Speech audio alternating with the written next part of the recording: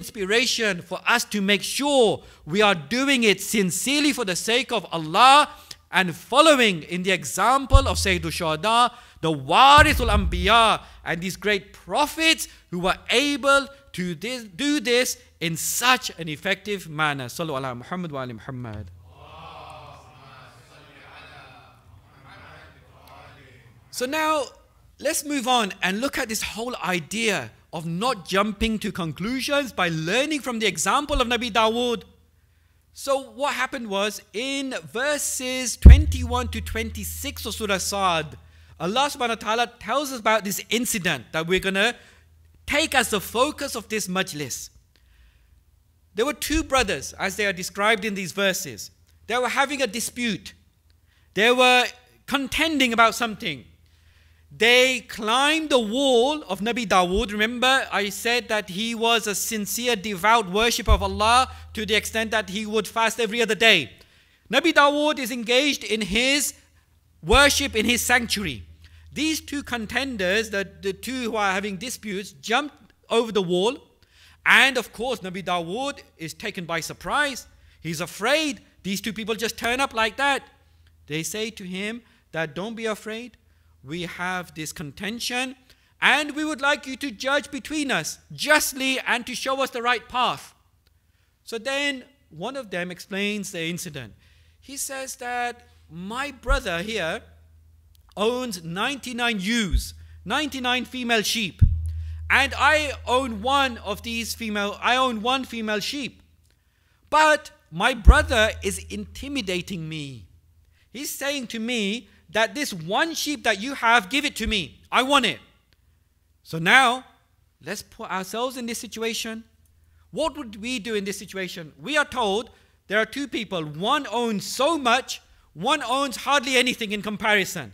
The one who owns so much is intimidating the other to give him whatever he has. What would we do? Well, we would think that the just, the reasonable, the wise answer to this issue would be to judge against the one who owns so much, the one who's intimidating the other. Why is he being so greedy? Why is he bullying? Why is he forcefully trying to get that small thing that the other one has? This is what a lot of people would do. Indeed, Nabi Dawud did the same. He says that the one who owns 99 sheep is in the wrong. What was the mistake he did? What was the problem here? He realizes it straight away. He jumped to a conclusion without hearing the other side of the story. My brothers and sisters, how many times do we do this? It might not be such a clear-cut case like this, but we do it all the time. Oh, he spoke to me like this. Oh, he didn't respond to my email. He didn't respond to my WhatsApp. He acted like this. I'm sure she's jealous of me. I'm sure she has something against me. I'm sure that that person doesn't like me. Jumping to conclusions. So what is the response? Soon as Nabi Dawud says that, he realizes his mistake. What happened was, those two were not even human beings.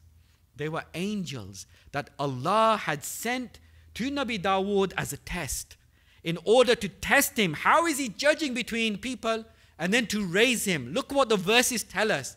They tell us that Nabi Dawud, he sought forgiveness from Allah. He went into sajda and he repented to Allah. Look what Allah does. When we make a mistake, let's learn from Nabi Dawud's example. Let's admit our mistake.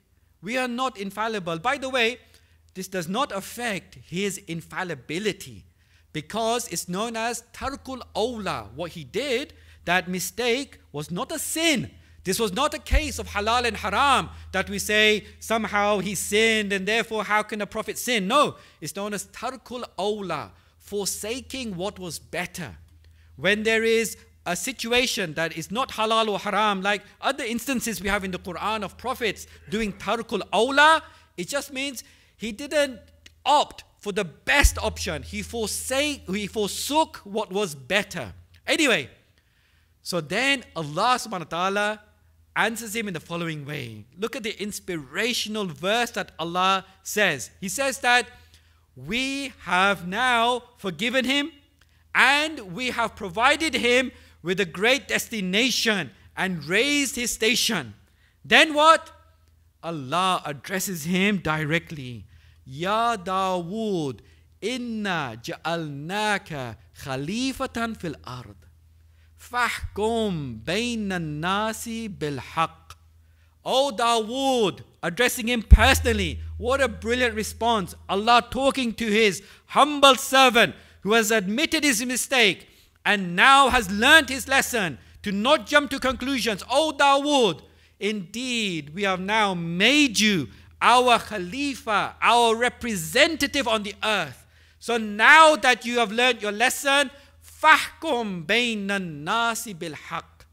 Now judge between the people justly. This is something that we must all do as well. Judge people fairly, listen to both sides, and this is the position that Nabi Dawud reached, the position of Khalifa of Allah on the earth. Sallu ala Muhammad wa ali Muhammad.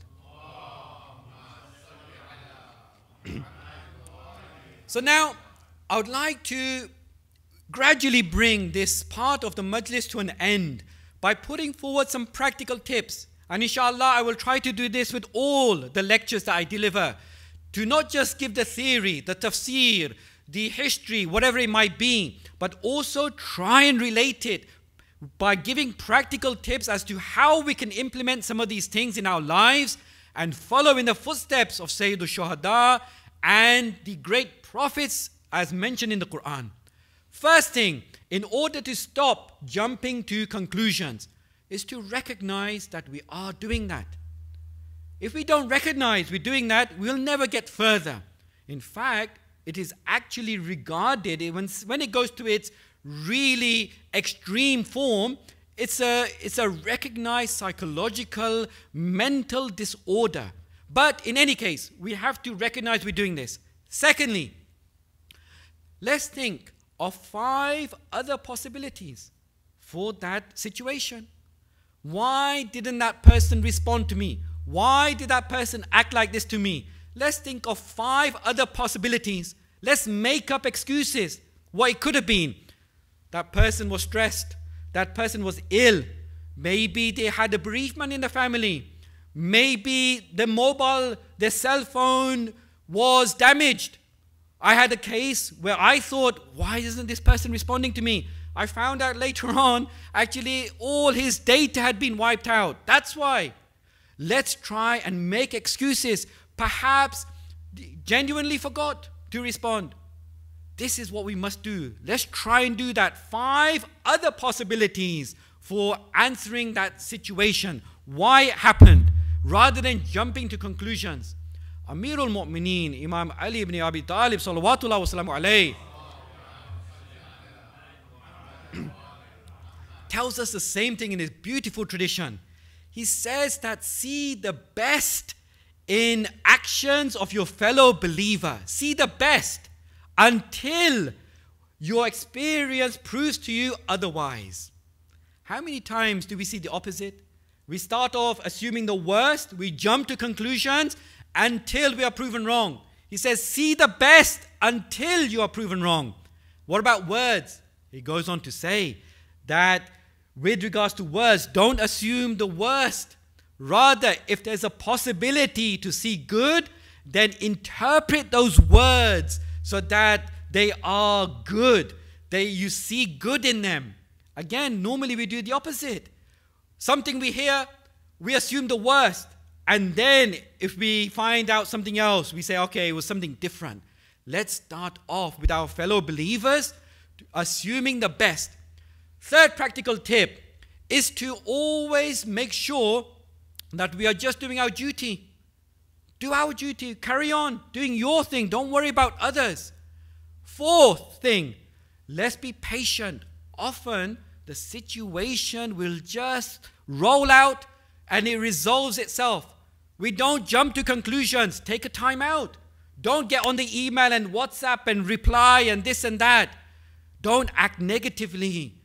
that often we give it time, we see that actually a week down the line, a month down the line, it all makes sense. It wasn't like I was thinking it was like. A fifth solution is to always just make sure that we are assuming the best in people and not judging people. If we judge people, it could be a sin because we might wrong them. Look in Surah Hujurat, verse number 12. Ya ayyuhalladhina amanu ijtanibu kathiran min adh-dhann inna ba'da dhann itham. Allah says, "O you who believe, avoid much suspicion. Avoid much suspicion. For some suspicions are sins."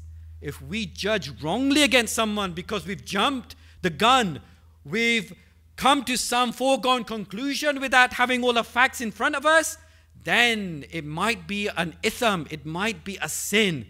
And finally, before we mention a few words of Masa'ib, Amir al-Mu'mineen Ali ibn Abi Talib salawatullah wa salamu alayhi, he tells us, you know what? Look at the positive effects it will have if you don't jump to conclusions. You know what will happen? He says, you will attract people's hearts. You will attract people's hearts. He says, he who has good opinions of people will gain their love. Because whether we know it or not, what happens is in our physical actions, maybe our facial expressions, our body language, what we say, what we do becomes evident. If we have negative opinions about people, that becomes evident. Whether we're trying to hide it or not, it will become evident. Spiritually as well, there are things happening between the hearts of mu'mineen, between the souls of mu'mineen. It will have a negative impact. But if we live our lives in this positive way, by having good opinions of everyone, again, that will become evident, either physically or spiritually, and we will attract people's hearts. We will gain their love. This is what happens. What a beautiful way to live. Living with positivity, not with negativity. Psychologically and spiritually, it's much better to live a life where we have good opinions of people rather than negative opinions of people. As a summary, before we mention a few words of Masa'ib, we saw how the Quran urges us and encourages us to learn morals and lessons from the stories of the prophets. This is because they are exemplars for us. They are role models for us, just like Sayyidul Shuhada is Warithul Anbiya. These nights are the best nights to learn this ibrah and lessons from these prophets, because he inherited their sublime qualities in his character. We who want to follow him can also do the same by implementing them and learning about their sublime qualities.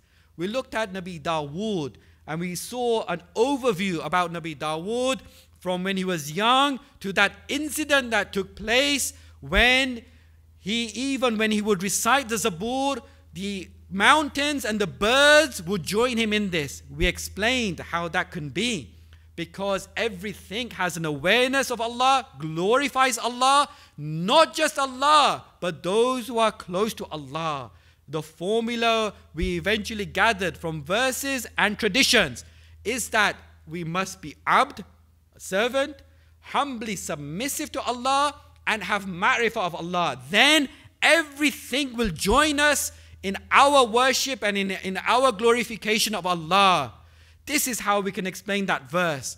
Then we looked at the incident in Surah Sa'd where Nabi Dawud jumped to a conclusion. It was a test from Allah subhanahu wa ta'ala. He passed the test with flying colors.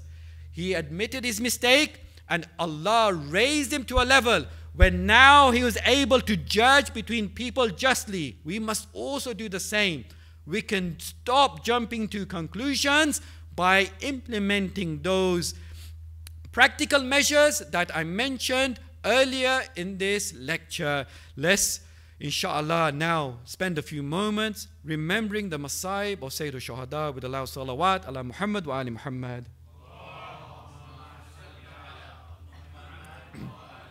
صلى الله عليك يا أبا عبد الله صلى الله عليك يا ابن رسول الله صلى الله عليك وعلى الأرواح التي حلت بفنائك عليك مني سلام الله أبدا ما بقيت وبقي الليل والنهار ولا جعله الله آخر العهد مني لزيارتكم. Let's recite this part of the ziyarah together so that Allah subhanahu wa ta'ala inshallah writes this ziyarah for us. السلام على الحسين وعلى علي بن الحسين وعلى أولاد الحسين وعلى أصحاب الحسين. Hazrat Muslim ibn Aqil is known as the first martyr of Karbala. Even though he wasn't killed in Karbala, he was killed in Kufa because he sacrificed his life for the sake of Sayyid al-Shuhada. It is reported that in Kufa, when he's captured, he is taken to Ubaidullah ibn Ziyad. On the way, Hazrat Muslim ibn Aqil cries. The people who had captured him, they ask him about this. Why is he crying? He says that I'm not crying for myself. I'm crying for Imam Hussein and his family who are coming here to Kufa. And then when he reaches the palace of Ubaidullah ibn Ziyad, he's so thirsty, he wants to drink some water. As he brings his lips to the cup, all of a sudden, that blood from his face, which had been wounded so badly, falls into the cup.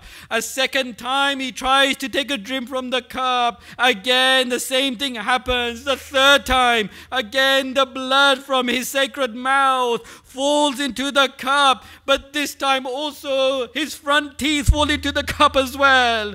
But look at his iman. Even at that time, he praises Allah. He says, Alhamdulillah, if this was destined to be my sustenance, then I would have drank it. Now Ubaidullah ibn Ziyad, he gives the instruction for Hazrat Muslim ibn Aqil to be taken to the top of the roof and to be slaughtered there. The man, as he takes him up, he hears other Muslims saying, Allahu Akbar. He hears Hazrat Muslim doing istighfar. He hears Hazrat Muslim sending salutations to the Prophet.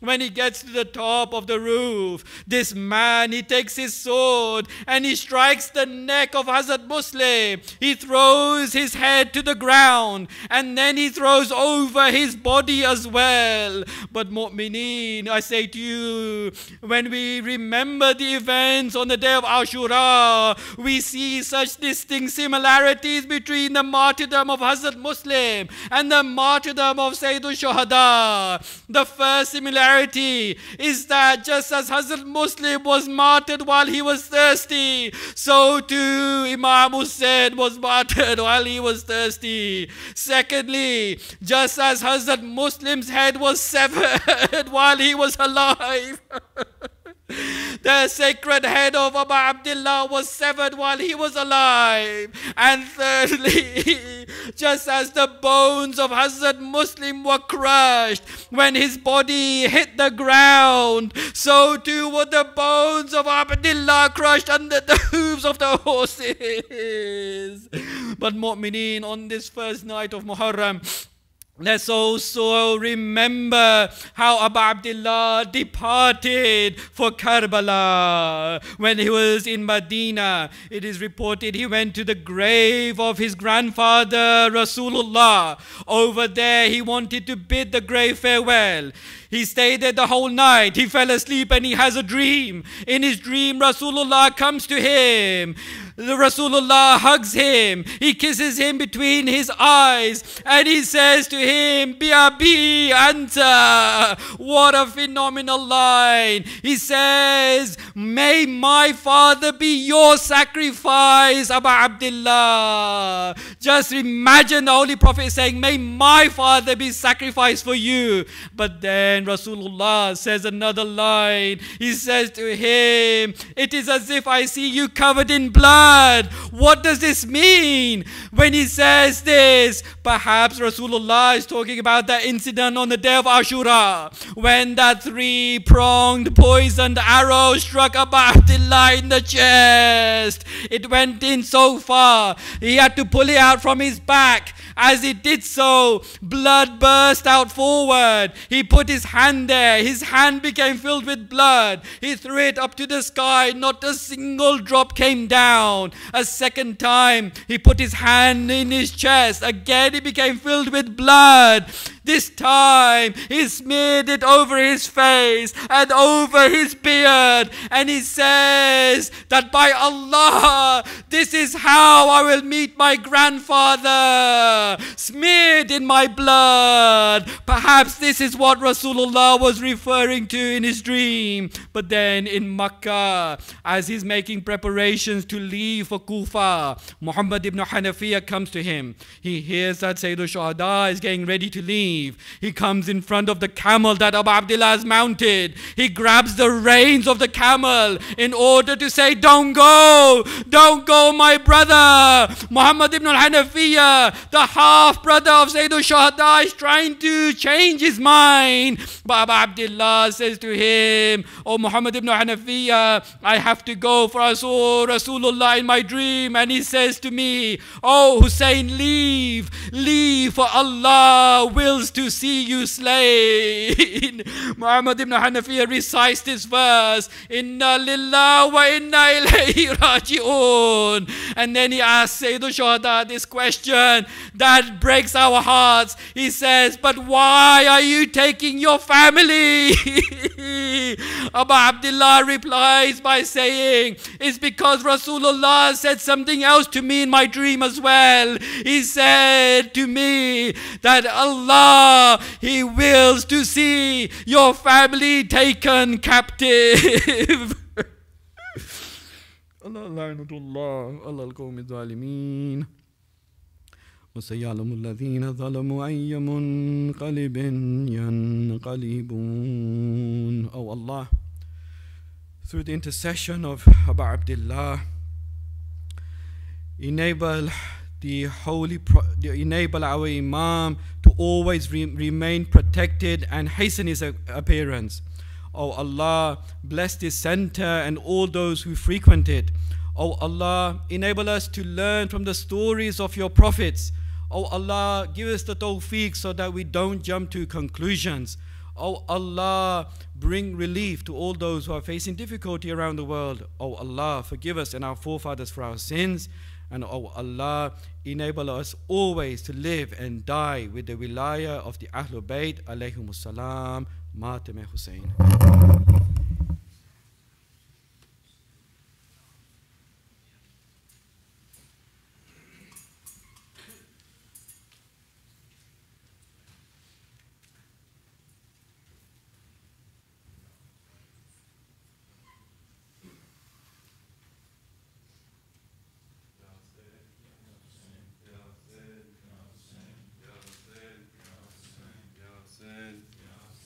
या हुसैन जा रहा हूँ Karbala ए नाना जा रहा हूँ ए नाना जा मौत मुझको ले चला है करबला ए नाना जा रहा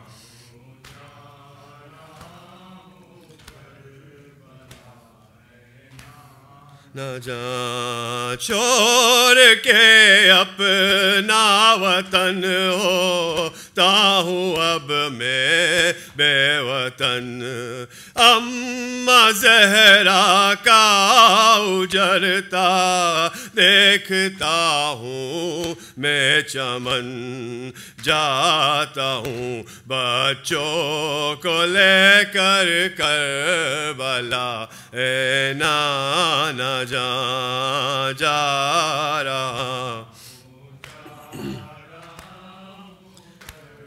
بلا اے نانا جان جا رہا ہوں جا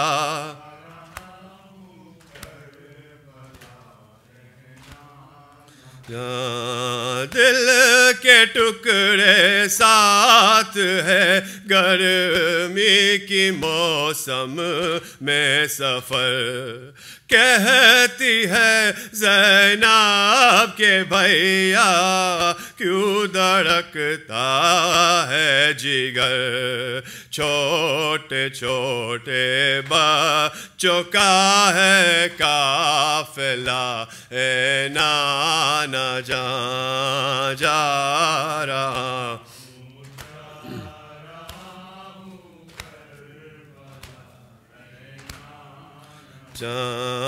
جا رہا ہوں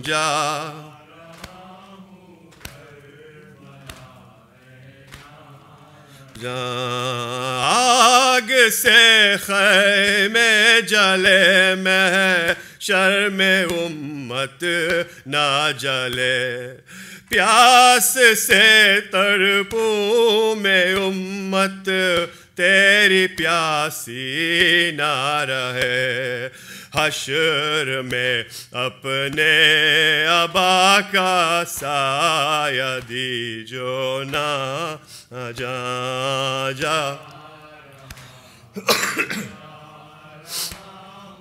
کربلا جا رہا ہوں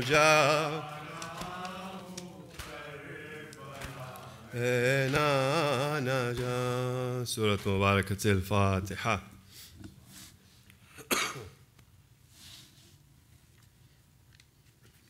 Brothers and sisters, Assalamu alaikum. As you may have seen by now, inshallah, the sighting of the moon was confirmed, making tonight the first night of Muharram. Inshallah, that will make Thursday, September 20th, the day of Ashura, inshallah. As we progress through the nights, we'll be sending out emails with program updates. Shaikh will be providing us with a list of his daily subject, and inshallah we'll send out the emails as much in advance as possible about the daily subjects, and we hope everybody can join in, inshallah. Let's end the program with ziyarah, inshallah. Muhammad wa ali Muhammad salawat.